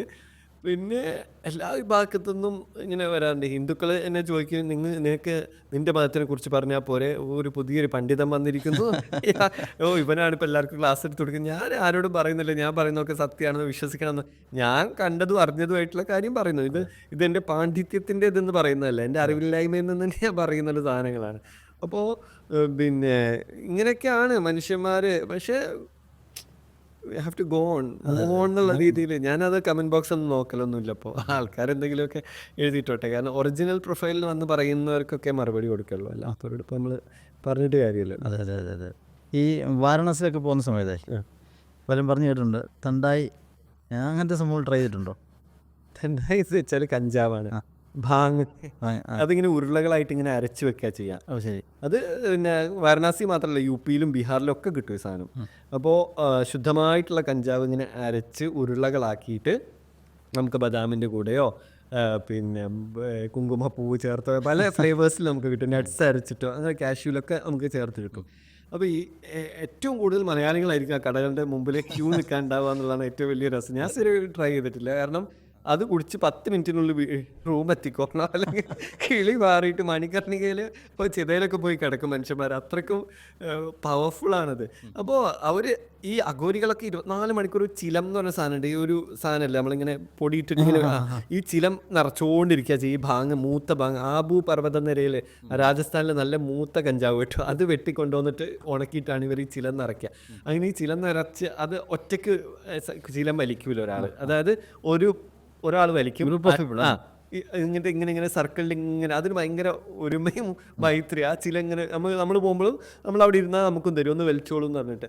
അങ്ങനെ മലയാളികളൊക്കെയും ചിലം വലിച്ചിരിക്കുന്നത് ഞാൻ കണ്ടിട്ടുണ്ട്. എല്ലാവരും ഉണ്ട്, എസ്പെഷ്യലി നമ്മളെ ആൾക്കാർ കാണുമ്പോൾ ഒരു അഭിമാനമാണല്ലോ. അങ്ങനെ അപ്പോൾ ഈ സന്യാസിമാരോട് ചോദിക്കുന്ന സമയത്ത് അവർ പറയുന്നത് വെച്ചാൽ പരമശിവൻ കഞ്ചാവ് കഴിച്ചിട്ടുണ്ട്. എല്ലാവരും പറയുന്നത് സാധനമാണ്, പരമശിവന് കഞ്ചാവ് വലിക്കാമെങ്കിൽ വലിച്ചൂടെ. പക്ഷെ അദ്ദേഹം കഞ്ചാവ് വലിച്ചു എന്നല്ല പറയുന്നത്. അദ്ദേഹത്തിന് ഈ നമ്മുടെ പാലാഴി മദനത്തിൻ്റെ സമയത്ത് നമ്മുടെ പിന്നെ വാസുകി കാളകൂട വിഷമാണ് ചീറ്റുന്നത്. അത് പുറത്തേക്ക് വന്നാൽ ലോകം മുഴുവനും ആ വിഷത്തിൽ ഇല്ലാതായി പോകും. അത് കണ്ടിട്ട് പരമശിവൻ അതെടുത്തിട്ട് കുടിക്കുക ചെയ്യുന്നത്, ആ കാളകൂട വിഷം കുടിക്കാൻ. ആ സമയത്ത് എല്ലാവരും കൂടി ചേർന്ന് കഴുത്തിലിങ്ങനെ ഞെക്കി പിടിക്കുന്ന സമയത്ത് അവിടെ നീല നിറായി എന്നൊക്കെയാണ് കഥകൾ. അപ്പോൾ ആ ഒരു വിഷത്തുനിന്ന് മുക്തി കൊടുക്കാൻ വേണ്ടിയിട്ടാണ് പാർവതി ദേവി പോയിട്ട് ഈ കഞ്ചാവിൻ്റെ ഇലകൾ, കാന്യബീസ് എന്ന് പറയുന്ന ആ ഇലകൾ എടുത്ത് അരച്ചിട്ട് കൊടുക്കുന്നുണ്ട്. അത് പിന്നെ ആയുർവേദയിൽ പറയുന്നത് മെഡിസിന് വേണ്ടിയിട്ടാണെങ്കിൽ കഞ്ചാവ് അമൃതും, ലഹരിക്ക് വേണ്ടിയിട്ടാണെങ്കിൽ അത് വിഷവുമാണെന്നാണ് പറയുന്നത്. ഓക്കെ, അപ്പോൾ ആ ഒരു പർപ്പസിലാണ് അദ്ദേഹം ഇത് സേവിച്ചത്. ഈ അഥർവവേദത്തിൽ 5 ദിവ്യ ഔഷധങ്ങൾ അല്ലെങ്കിൽ ദിവ്യ സസ്യങ്ങളുടെ കൂട്ടത്തിൽ കഞ്ചാവുണ്ട്. ഓക്കെ, അപ്പോൾ അത് എന്തിനു വേണ്ടിയിട്ട് യൂസ് ചെയ്തു എന്നുള്ള ഇപ്പോഴും അത് ഒരു മെഡിസിനൽ സാധനമാണ്. ഓക്കെ, അപ്പോൾ അങ്ങനെ ശിവൻ കഞ്ചാവ് വലിച്ചു എന്ന് പറഞ്ഞാൽ മുസ്ലിങ്ങൾക്ക് കള്ള് കുടിക്കാൻ പറ്റും. കള്ള് കുടിക്കാന്നല്ല, കള്ള് യൂസ് ചെയ്യുക. അതെങ്ങനെയാണെന്ന് വെച്ചാൽ നമ്മുടെ രോഗം വരുന്ന സമയത്ത് നമുക്ക് ആൽക്കഹോൾ കണ്ടന്റ് ഉള്ള മെഡിസിൻസ് ഒക്കെ ഉണ്ടല്ലോ, അത് നമുക്ക് കഴിക്കാം. അത് സാധാരണ ആൽക്കഹോൾ കണ്ടന്റ് ഉള്ള ഒന്നും പെർമിസിബിൾ അല്ല. പക്ഷേ നമ്മുടെ രോഗം ഭേദമാവാൻ ആൽക്കഹോൾ നിർബന്ധമാണെന്ന് വെച്ചാൽ അത് സേവിക്കാൻ പറ്റും. അതിൻ്റെ അർത്ഥം നമ്മൾക്ക് കള്ള് കുടിക്കാം എന്നുള്ള പെർമിഷൻ അല്ല. ഇവ നമുക്ക് സ്പ്രേ പോലും അടിക്കാൻ പറ്റില്ല, അതിൽ ആൽക്കഹോൾ കണ്ടന്റ് ഉള്ളതുകൊണ്ട് സ്പ്രേ ഇസ്ലാമിൽ അനുവദനീയമല്ല. അത്ര മാത്രമേ യൂസ് ചെയ്യാൻ പറ്റുള്ളൂ. ഓക്കെ, അപ്പോൾ ഓരോന്നിനും ന്യായം കണ്ടെത്തുക. ഓക്കെ, ഇത് നമ്മുടെ പുരാണത്തിൽ ഇങ്ങനെ യൂസ് ചെയ്തിട്ടുണ്ട്, അതുകൊണ്ട് നമ്മൾ അവിടെ പോയിട്ട് കുറച്ച് ഭാങ് അടിക്കാം. അങ്ങനെയൊക്കെയാണ് ഓരോരുത്തരുടെ ചിന്താഗതി പോകുന്നത്. ശരിക്കും ഈ ഒരു പുസ്തകം ബുക്ക് ആക്കണം എന്നുള്ളൊരു തോന്നൽ എപ്പോഴും ഉണ്ടായ ശരിക്കും? ലൈക്ക് അത് എൻ്റെ ഫസ്റ്റ് ബുക്ക് 2008 ഇറങ്ങിയിട്ടുണ്ട്. ആദ്യത്തെ ബുക്ക് ഞാൻ ഡിഗ്രിക്ക് പഠിക്കുമ്പോൾ ഒന്നാമത്തെ ബുക്ക് ഇറങ്ങിയിട്ടുണ്ട്. എനിക്ക് ചെറുപ്പം മുതൽക്കേ എഴുത്തുകാരനാവണമെന്ന് ഇങ്ങനെയായിരുന്നു താല്പര്യം. അത് ആവാൻ കുറച്ച് കാലം എടുത്തേ ഉള്ളൂ. പക്ഷേ ഇപ്പോഴും ഞാനൊരു പൂർണ്ണ അരയായിട്ടേ ഉള്ളൂ, ഇനിയും വളരാനുണ്ട്. അപ്പോൾ ഞാനൊരു ബിഗിനർ എന്നുള്ള രീതിയിൽ ഇങ്ങനെ തരക്കേടില്ലാത്ത രീതിയിൽ ഇങ്ങനെ ആൾക്കാർ വായിച്ച് അഭിപ്രായം അറിയിക്കുന്നുണ്ട്. സജഷൻസും ഒപ്പീനിയൻസും ക്രിറ്റിസിസം ഒക്കെ ആയിട്ട് ഇങ്ങനെ മുമ്പോട്ട് പോകുന്നുണ്ട്. അപ്പോൾ ഈ പല വർഷങ്ങളിലെ ജീവിതാനുഭവങ്ങളാണ് ഈ പൂർണ്ണാനന്ദയ്ക്കകത്ത് ഉൾക്കൊള്ളിച്ചിരിക്കുന്നത്. അതെ അതെ അതെ, ഞാൻ കണ്ടിട്ടും കേട്ടിട്ടും അറിഞ്ഞിട്ടുമുള്ള കുറേ കഥാപാത്രങ്ങളിലൂടെ ഇങ്ങനെ കൊണ്ടുപോയതാണ് കഥാപശ്ചാത്തലമൊക്കെ അങ്ങനെ ഒരുക്കിയതാണ്. ഇനി ഫൈനലി 2024 SK പൊറ്റക്കാട് പുരസ്കാരം കിട്ടി. അതെ അതെ അതെ അതെ. അതോടുകൂടി ബുക്ക് ഭയങ്കര റീച്ചായി. 2ാം ഭാഗത്തിന് വേണ്ടിയിട്ട് ആൾക്കാർ വെയിറ്റിംഗ് ആണ്. നെക്സ്റ്റ് വീക്ക് ഇറങ്ങുന്നു. നെക്സ്റ്റ് വീക്കിൽ അകർത്ത പബ്ലിഷാണ് ഇറങ്ങുന്നത്. Okay okay. ഈ സോഷ്യൽ മീഡിയ ഇപ്പോൾ ട്രെൻഡാണല്ലോ, ഇൻസ്റ്റാഗ്രാം ആയാലും ഫേസ്ബുക്ക് ആയാലും യൂട്യൂബ് ആണെങ്കിലും, ഇത് ശരിക്കും എത്രമാത്രം ഹെൽപ്പ് ചെയ്തിട്ടുണ്ട് ഈ നമ്മുടെ ബുക്കിനെ? ആക്ച്വലി ഞാൻ ഈ ബുക്ക് എഴുതുന്നതിൻ്റെ മുമ്പ് സോഷ്യൽ മീഡിയയിലുണ്ട്, റീലും കാര്യങ്ങളൊക്കെ ആയിട്ട്. ആ സമയത്തൊന്നും ഞാൻ ഇതിൻ്റെ ഒരു മാർക്കറ്റിംഗ് സൈഡിനെ കുറിച്ച് ചിന്തിച്ചിട്ടുണ്ടായിരുന്നില്ല. ഇങ്ങനെ നമ്മുടെ കയ്യിൽ തന്നെ ഇങ്ങനെ ഒരു ടൂളുള്ള കാര്യം ഞാൻ എനിക്കറിയാം, പക്ഷേ ഞാനത് യൂസ് ചെയ്തിട്ടില്ല. പുസ്തകം ഇറങ്ങി 1.25 വർഷം ഞാൻ ആ സാധനം യൂസ് ചെയ്തിട്ടില്ല. പക്ഷേ 3 months ബിഫോറാണ് ഞാൻ ആദ്യമായിട്ട് ഞാനിങ്ങനെ ഒരു പുസ്തകം എഴുതിയിട്ടുണ്ടെന്നും ഇതാണ് അതിൻ്റെ കണ്ടന്റ് എന്നും പറഞ്ഞിട്ട് ഞാനൊരു വീഡിയോ അപ്ലോഡ് ചെയ്യുന്നത്. അത് അപ്ലോഡ് ചെയ്ത് ഞാൻ കിടന്നുറങ്ങി. പിറ്റേ ദിവസം രാവിലെ എണീറ്റ് നോക്കുന്ന സമയത്ത് എൻ്റെ ഇൻബോക്സ് ഫുള്ള് മെസ്സേജസ്, ഒരു കോപ്പി വേണം, ഒരു കോപ്പി വേണം. അതുവരെ എൻ്റെ പബ്ലിഷറും ഉറങ്ങായിരുന്നു, ഞാനും ഉറങ്ങിക്കിടക്കായിരുന്നു. ആ പുസ്തകം എൻ്റെ വീടിൻ്റെ കട്ടിലിൻ്റെ അടിയിൽ ഒരു കൂട്ടുണ്ട്, പബ്ലിഷറിൻ്റെ ഓഫീസിലുണ്ട് അത്രയും കെട്ടുകൾ. അപ്പോൾ എന്നും ഉമ്മ ഇങ്ങനെ പറയും, അടിച്ചു വരാൻ നേരത്തെ ആ സാധനം ഒന്ന് ഒഴിവാക്കി തരുമോയെന്ന് ഇങ്ങനെ ചോദിക്കലുണ്ട്. ഞാൻ പറഞ്ഞു ഏതെങ്കിലും കാലത്ത് ആരെങ്കിലും വായിക്കും, അതുവരെ അവിടെ നിൽക്കട്ടെ എന്ന്. അങ്ങനെ from the very next day പെട്ടെന്നായിരുന്നു അത് ഡിസ്കഷനിലേക്ക് പോയത്. ആൾക്കാർക്ക് കോപ്പി കിട്ടിയവരൊക്കെ വായിച്ചിട്ട് ഒപ്പീനിയനും റിവ്യൂസും ഇടാൻ തുടങ്ങി. അങ്ങനെ ഒരു 1 month തന്നെ 1ാം പതിപ്പ്, 2ാം പതിപ്പ്, 3ാം പതിപ്പ്, 4ാം പതിപ്പ്, അങ്ങനെ അത് കയറി അങ്ങ് പോയി. അപ്പോൾ ഇതിനൊന്നും ഒരു സമയവും ആവശ്യമില്ല എന്ന് ഞാൻ മനസ്സിലാക്കി. സോഷ്യൽ മീഡിയ എന്ന് പറഞ്ഞ സാധനത്തിന് ഇത്രയും പവർ ഉണ്ട് എന്നുള്ളത്. കാരണം ഒരു 1.5 വർഷം 1.25 വർഷം ആരും വായിക്കാതെ മൂലയിൽ കിടന്ന ഒരു പുസ്തകത്തിൻ്റെ വിധി അത്ര കഴിഞ്ഞിട്ടായിരുന്നു. റിയൽ ടൈം അല്ലെങ്കിൽ റൈറ്റ് ടൈം എന്ന് പറഞ്ഞത്. ഞാൻ ക്ഷമിച്ച് തന്നെ കാത്തിരുന്നു. എനിക്ക് അതൊരു അത്രയും വലിയ മഹാസാഹിത്യമാണെന്ന് ഞാൻ അവകാശപ്പെടുന്നുമില്ല. അതിങ്ങനെയൊക്കെ ആൾക്കാർ വായിക്കുന്നുണ്ടല്ലോ എന്നാണ് ഞാൻ അത്ഭുതപ്പെടുന്നത്. അപ്പോൾ അവർ തന്നെയാണ് ആവശ്യപ്പെട്ടത് 2ാം ഭാഗം വേണമെന്ന്. ആ 2ാം ഭാഗം ഞാൻ മിനിയാന്നാണ് അനൗൺസ് ചെയ്ത് വിത്തിൻ അവേഴ്സ് ഒരു ഫസ്റ്റ് എഡിഷൻ ഫുള്ളി പ്രീ ബുക്ക്ഡായി. അത്രയും പ്രീ ബുക്ക്ഡായി. ഇനി സെക്കൻഡ് എഡിഷനിലേക്ക് പ്രീ ബുക്കിംഗ് എടുത്തുകൊണ്ടിരിക്കുകയാണ്. അപ്പോൾ ആൾക്കാർക്ക് ഈ കാശിയെക്കുറിച്ചും ഹിമാലയത്തെക്കുറിച്ചും ഒക്കെ അറിയാൻ ഭയങ്കര ഇൻട്രസ്റ്റ്, എസ്പെഷ്യലി അഘോരികളുടെ കുറിച്ചും നാഗസാധുക്കളെ കുറിച്ചൊക്കെ അറിയാനുള്ളൊരു ഇൻട്രസ്റ്റ് അവരിൽ ഭയങ്കരമായിട്ടുണ്ട്. അപ്പോൾ സോഷ്യൽ മീഡിയയിൽ ഉള്ള തെറിവിളികൾ ഞാൻ വേറെ രീതിയിലാണ് കാണുന്നത്. അത് പുസ്തകം വായിക്കാത്ത ആൾക്കാരുടെ തെറിവിളികളാണ്, മൈൻഡ് ചെയ്യുന്നില്ല. അതെ, അതെൻ്റെ റീലുമായിട്ട് ബന്ധപ്പെട്ടിട്ടുള്ള സാധനങ്ങൾ. അതിൽ ഞാൻ അവിടുന്ന് എടുക്കുന്ന വീഡിയോസാണ്, അതിനെക്കുറിച്ച് റിയാക്ട് ചെയ്യുന്ന രീതിയിലൊക്കെയാണ് അത് ഇടുന്നത്. എന്നാൽ പുസ്തകം വായിച്ച ആൾക്കാർക്ക് ഭയങ്കര അപ്രിസിയേഷൻസാണ് തന്നിട്ടുള്ളത്. അപ്പോൾ അവരുടെ ആ ഒരു കോൺഫിഡൻസിലാണ് 2ാം ഭാഗം എഴുതുന്നത്. അതിന് വലിയൊരു ചാലഞ്ചുമാണ്. കാരണം ഒരു പുസ്തകം 1ാം ഭാഗം ക്ലിക്കായി പിന്നെ പ്രതീക്ഷിക്കുമല്ലോ, അതൊരു എക്സ്പെക്ടേഷൻ മീറ്റ് ചെയ്യാൻ പറ്റുമോ എന്നുള്ള എനിക്ക് ഭയങ്കര സിനിമയുടെ 2ാം ഭാഗം ടെൻഷനാണ്. ഒരു ഇതൊക്കെ പൊട്ടിപ്പോയിട്ടല്ലേ 2ാം ഭാഗം ഇറങ്ങിയത്. അപ്പോൾ എനിക്കത് ഭയങ്കര ടെൻഷനാണ്. കാരണം ആൾക്കാർ എങ്ങനെ ഇത് എടുക്കുന്നുണ്ട്. ഞാനിങ്ങനെ ഇങ്ങനെ ഓരോന്നും വായിച്ച് കേൾപ്പിച്ചു കൊടുക്കുന്നുണ്ട് ആൾക്കാർക്ക്. അപ്പോൾ അവർ പറഞ്ഞു ഒന്നുകൊണ്ട് പേടിക്കണ്ട, ഇത് ഭയങ്കര നന്നായിട്ടുണ്ട്, രോമാഞ്ചം വന്നിട്ടുണ്ട് എന്നൊക്കെ പറയും, ക്ലൈമാക്സ് ഒക്കെ ഭയങ്കര നന്നായിട്ടുണ്ട് എന്നൊക്കെ പറഞ്ഞിട്ടുണ്ട്. പക്ഷേ ഇതൊക്കെ ആളുകളുടെ കയ്യിലാണല്ലോ, വായിച്ചിട്ട് ഓരോരുത്തർക്കും ഓരോ രീതിയിലായിരിക്കും അത് അപ്പീൽ ചെയ്യുക. കാരണം പൂർണ്ണാനന്ദ ഒരു 70% കോഴിക്കോടിൻ്റെ കഥയായിരുന്നു പറഞ്ഞത്, 30% മാത്രമേ കാശി ഉണ്ടായിരുന്നു. അതുകൊണ്ടാണ് ആൾക്കാർക്ക് അതിനെക്കുറിച്ച് അവരറിയാത്ത ഡോം രാജയുടെ കഥകളും അത് മല്ല ചെറുക്കന്മാരുടെ കഥകളൊക്കെ അതിലിങ്ങനെ പരാമർശിച്ചു പോയിട്ടേ ഉള്ളൂ. അപ്പോൾ അവർക്ക് അതിനെക്കുറിച്ച് കൂടുതൽ അറിയണം. ആരും സഞ്ചരിച്ചിട്ടില്ലാത്ത വഴികളിലൂടെയുള്ള എൻ്റെ പൂർണ്ണാനന്ദയുടെ സഞ്ചാരം അവർക്ക് അറിയണം എന്നൊക്കെ പറഞ്ഞിട്ട്. അപ്പോൾ ഞാൻ വിചാരിച്ചു ഓക്കെ ഫൈൻ, പബ്ലിഷേഴ്സ് ഇങ്ങോട്ട് വന്നു, അപ്രോച്ച് ചെയ്തു. അപ്പോൾ ഞാൻ വിചാരിച്ചു ഓക്കെ എന്നാൽ എഴുതി കളയാം എന്നുള്ള രീതിയിലാണത് ചെയ്തിട്ടുള്ളത്. ഇതിൻ്റെ ഒരു പ്രത്യേകത വെച്ചാൽ ഇതിൽ ഫീമെയിൽ ക്യാരക്ടേഴ്സ് ഇല്ല, ആകെ ഒരു ട്രാൻസ്ജെൻഡറാണ്, ഒരു ഫീമെയിൽ എന്ന് പറയാവുന്ന ഒരു ക്യാരക്ടർ ഈ ഒരു അഗർത്തയിലുള്ളത്.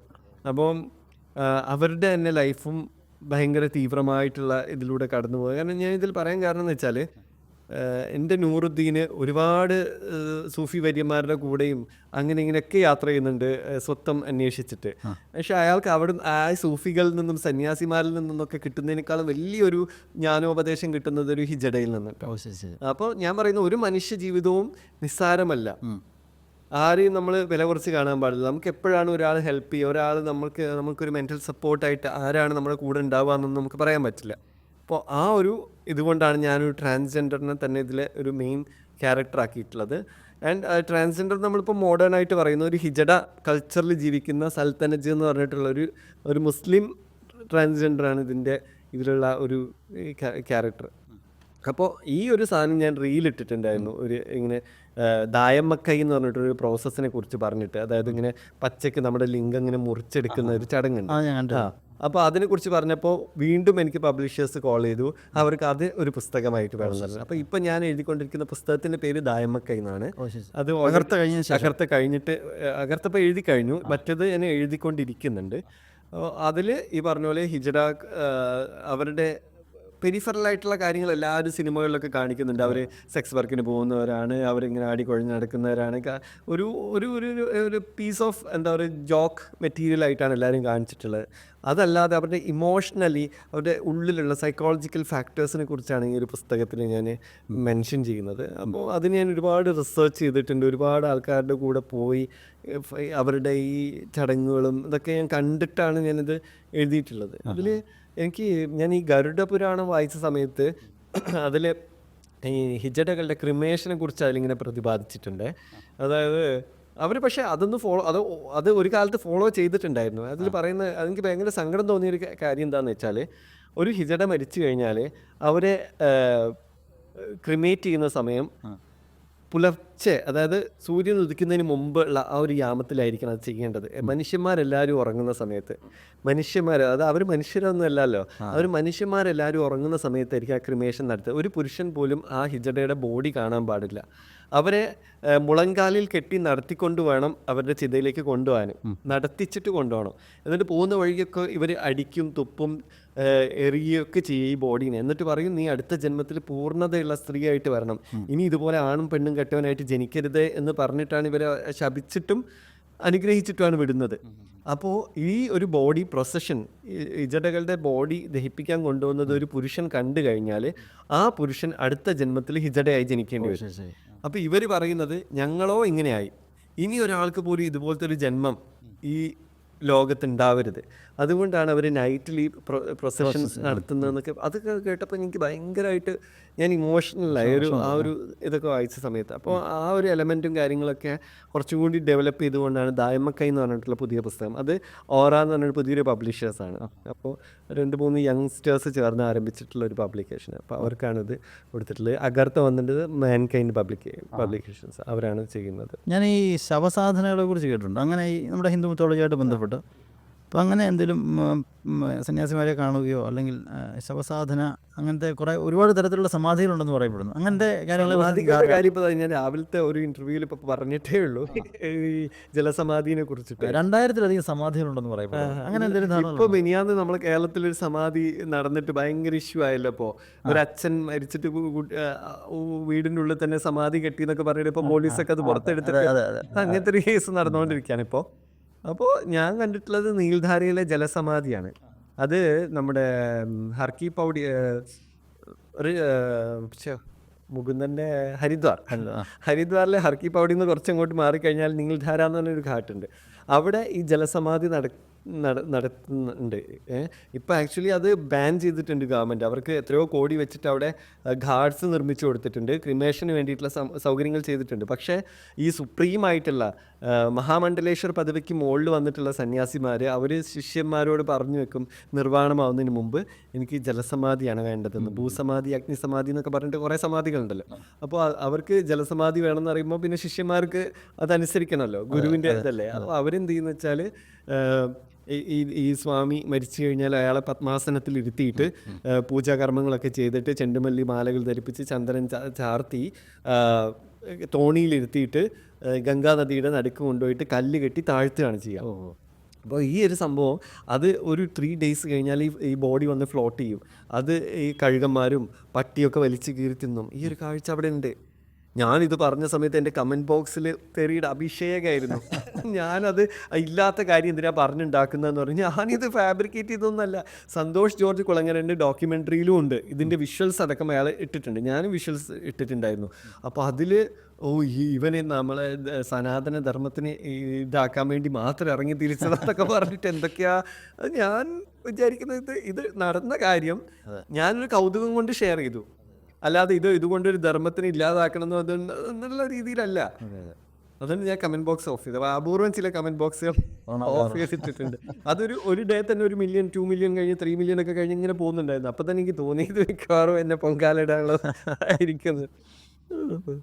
ഓക്കെ, ശരിക്കും ജീവിതത്തിൽ ഏറ്റവും പ്രീഷ്യസ് ആയിട്ട് ഉള്ള കാര്യം എന്താ ശരിക്കും നിസാറിൻ്റെ അഭിപ്രായത്തിൽ? ഏറ്റവും സമാധാനം അതല്ലേ ഏറ്റവും പ്രഷ്യസ് ആയിട്ടുള്ളത്. സോഷ്യൽ മീഡിയയുടെ കാര്യം പറഞ്ഞപ്പോഴാണ് അല്ല, എല്ലാവരും അൾട്ടിമേറ്റ്ലി എൻ്റെ അകർത്ത പറയുന്നതും അത് തന്നെയാണ്. എല്ലാവരും അന്വേഷിച്ചുകൊണ്ടിരിക്കുന്നത്, വെറുതെ ഇരിക്കുന്ന സമയത്ത് ഞാൻ എപ്പോഴും ആലോചിക്കേണ്ടത്, എന്തിനേക്ക് റബ്ബേ ഇവിടെ ജനിച്ചത്? കാരണം കുറേ ആൾക്കാർ കാണുന്നു ഇവരെൻ്റെ ഉമ്മയാണ്, ഇവൻ്റെ വാപ്പാണ്, ഞങ്ങൾ കുറേ ബന്ധങ്ങളുണ്ട്, കണക്റ്റഡ് ആണ്. ഇങ്ങനെ മരിക്കുന്നു, പോകുന്നു, പിന്നെ ഇവരായിട്ട് എനിക്കൊരു കോണ്ടാക്റ്റും ഇല്ല. അങ്ങനെയൊക്കെ ഇങ്ങനെ ആലോചിച്ചിട്ടുണ്ട്. ചിലർ പറയുന്നു മരിച്ചാൽ അതോടെ തീർന്നു. പിന്നെ അതായത് ഒരു മതത്തിലും വിശ്വസിക്കാത്തവർ പറയുന്നു ഇവിടുത്തെ കഴിഞ്ഞാൽ കഴിഞ്ഞ് ഡൺ, അത് അത്രയേ ഉള്ളൂ, അല്ലാതെ അവിടെ എത്തിയിട്ട് ചോദ്യം പറച്ചിലും അങ്ങനെ ഒന്നും ഇല്ലാതെ. ചിലർ പറയുന്നത് ഇവിടെ എത്തിക്കഴിഞ്ഞാൽ സ്വർഗവും നരകവും ഉണ്ട്, അങ്ങനെ പറയുന്നുണ്ട്. അങ്ങനെ അപ്പോൾ ഇതൊക്കെ എന്തായിരിക്കും, ഫൈനൽ റിസൾട്ട് എന്തായിരിക്കും? ഏതെങ്കിലും ഒരാൾ തിരിച്ചു വന്നാൽ, മരിച്ച ഒരാൾ തിരിച്ചു വന്നാൽ മാത്രമേ ഈ മിസ്റ്ററി. ഇപ്പോൾ ക്രയോജനിക്സ് എന്ന് പറഞ്ഞിട്ടുള്ള ഒരു വിദ്യയിലൂടെ മനുഷ്യനെ തിരിച്ചു കൊണ്ടുവരാൻ വേണ്ടിയിട്ടുള്ള യജ്ഞം ആരംഭിച്ചിട്ടുണ്ട്. മരിച്ച ആൾക്കാരെ -300 തണുപ്പ് സൂക്ഷിക്കുകയാണ്. 100 ഇയേഴ്സോ 200 ഇയേഴ്സോ കഴിഞ്ഞിട്ട് ശാസ്ത്രം പുരോഗമിച്ചിട്ട് മനുഷ്യന് ലൈഫ് കൊടുക്കാൻ പറ്റുന്നൊരു കാലം വന്നാൽ അന്ന് ഈ ബോഡി റിക്കവർ ചെയ്യാൻ വേണ്ടിയിട്ട് സൂക്ഷിച്ചു വെക്കുന്നുണ്ട്. May be. കാരണം ഒരു കാലത്ത് സയൻസ് ടെലിഫോൺ നമുക്കിങ്ങനെ ഇത് സംസാരിക്കാൻ പറ്റുമെന്ന് പറഞ്ഞാൽ അത് ഭ്രാന്താന്ന് പറയുന്ന ഒരു കാലം ഉണ്ടായിരുന്നു. മേ ബി ഒന്നും പറയാൻ പറ്റില്ല, പക്ഷെ ലൈഫ് അറിയില്ല. അതെ. ഓക്കെ, അപ്പം നല്ല ഒരുപാട് യാത്രകൾ ഇനിയും ഫ്യൂച്ചറിൽ ഉണ്ടാവട്ടെ. ഇതൊരു ഒരുപാട് ബുക്കുകൾ എഴുതാനായിട്ട് സാധിക്കട്ടെ. കാരണം എഴുത്തിലൂടെയല്ല മറ്റുള്ളവർക്ക് നമ്മുടെ യാത്രാനുഭവങ്ങൾ പറഞ്ഞു കൊടുക്കാനായിട്ട് സാധിക്കത്തുള്ളൂ.